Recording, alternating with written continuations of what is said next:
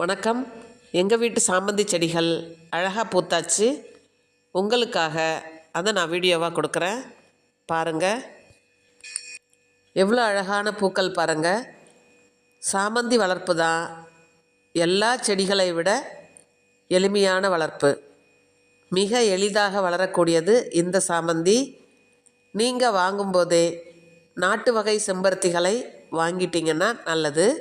Hybrid வாங்கிட்டீங்கன்னா கொஞ்சம் பராமரிப்பு அதிகம். மற்றபடி எந்த வகை சாமந்தியாக இருந்தாலும் எளிதில் வளர்ந்துடும். நீங்கள் வாங்கி வந்த செடியை நேரடியாக உடனே மண்ணில் வைக்காமல் ஒரு 2 நாள் உங்கள் வீட்டில் அப்படியே தொட்டியில் இருக்கட்டும்.